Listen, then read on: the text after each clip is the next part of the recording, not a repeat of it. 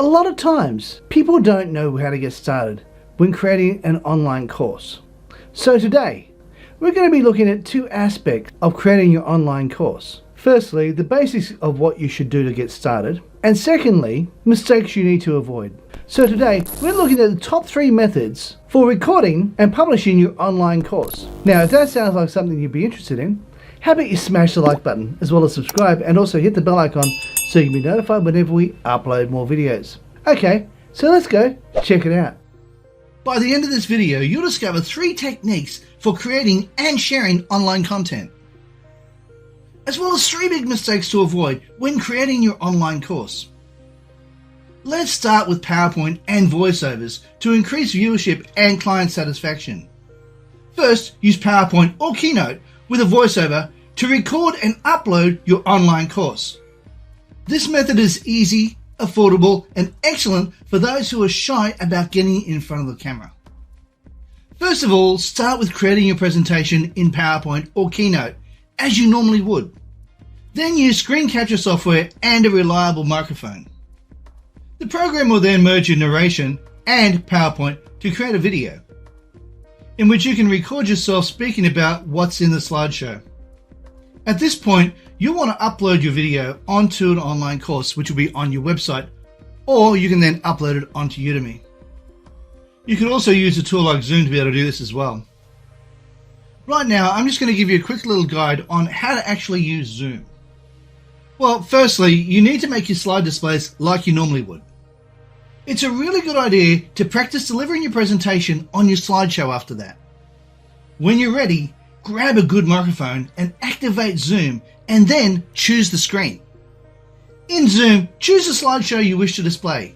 Push the record button and then speak into the microphone. It's as simple as that. Once you're done with the lecture, simply stop recording. You can quickly record your course using this method. I can't stress how important this is. Make sure you get yourself a decent microphone and screen capture software like Camtasia, ScreenFlow, or Zoom. This brings me to my next point. Point 2. Making a video of yourself is the second option to film and post your online course. This way of recording can be completed using a smartphone. This method is fairly straightforward and available to practically everyone. This method is excellent if you want to be able to film yourself in front of the camera. For instance, if your course is on anything like food or fitness, and you need to illustrate something in front of the camera, you can benefit from using this film strategy. Now, before you begin, you might want to consider the following steps. Make sure you portray a polished and professional image. You don't want your lesson to be compromised by how you look, just like this guy. Then you can either set up the phone or camera, or pay someone else to record it for you. You really should remove distracting background elements. And change the lighting so that the lesson is well lit, depending on the camera angle. Once everything's set up, record yourself and edit the video when you're done. Whether you're recording your course material using video, PowerPoint, screen recorder, or you're sitting in front of the camera, editing the video with a different piece of software is the third important point when it comes to recording and publishing your online content. Although initially, editing a video might be challenging, there are various technologies that are simple to apply that will undoubtedly raise the caliber of your recording. So let's investigate them. 2 of the most widely used editing programs are Camtasia and ScreenFlow. You might want to capture your video and begin editing it for the best visual experience using these editing tools. They're advised for a range of video users, such as YouTube videos, meeting recordings, and video lessons. However, you may want to pay others to edit your video for you if you're uncomfortable doing it yourself. You might want to search for independent video editors online. Upworks.com and Fiverr.com are 2 of the most well-known websites for freelancers. These 2 websites have the biggest talent pool. You won't need to edit the video yourself if you do this. Now, in this part of the video, I'm going to speak about 3 big mistakes to keep away from while creating your online course. By avoiding these mistakes, you can create and publish an online course more quickly and effectively. The first mistake to avoid is making the course too broad. When you decide to establish an online course, it's a good idea to narrow it down. Unfortunately, lots of new course creators make the courses too broad. To be fair, the inexperienced course creators do this to make sure they have enough content for their course. It goes to show that it also makes sense that you should avoid making the subject so narrow that it'd be hard to be able to create a full course about it. However, you don't want to be so broad that the information you create overwhelms you while researching and creating it.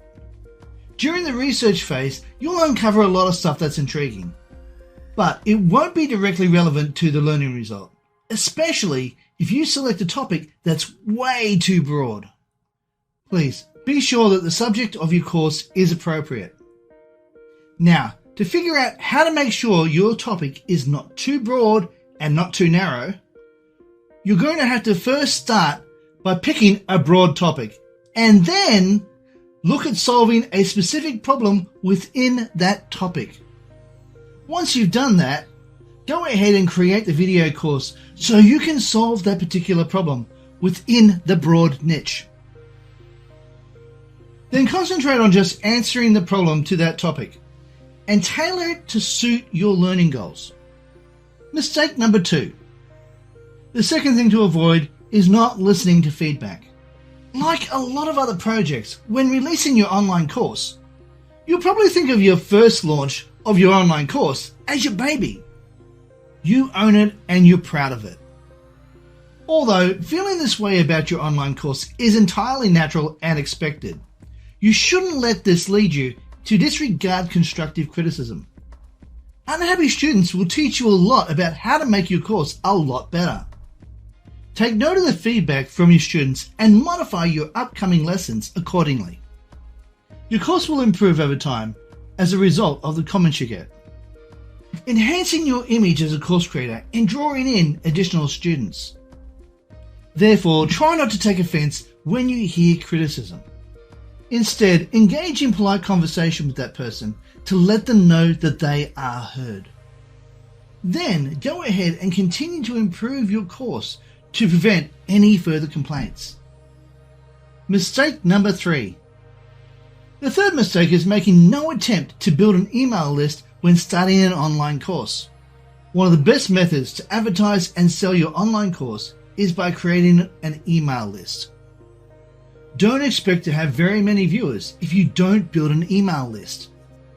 Therefore, before marketing your online course, make sure you compile a list of potential customer emails. As your course draws near, email this list to inform them of the price and release date. Also, send them emails on a regular basis to remind them about the course and engage with them about its content. You could feel a little awkward doing this. However, it is the best technique to draw in and get students for your online course. Additionally, learn about successful email marketing strategies. Employ catchy, alluring subject lines, use proper grammar, and write in a style that suits the subject matter of your course.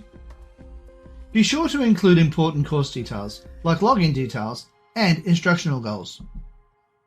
In conclusion, try to avoid being too general with the topic. Avoid not paying attention to criticism, and lastly, remember to build your email list. The launch of your course will go a lot more smoothly and be more successful if you stay away from these 3 mistakes. Hey, if you found this video helpful, how about you smash the like button as well as subscribe and also hit the bell icon so you can be notified whenever we upload more videos. Hey, while you're at it, why not consider sharing and also leave a comment down below and let me know what you think of this style of video. Also, over here, just want to let you know that we have a video that I believe you might like. Down here is a video YouTube thinks you might like, and right here is an image of my head. If you click on that, you'll be able to subscribe. Alright guys, thank you so much for watching, and bye for now.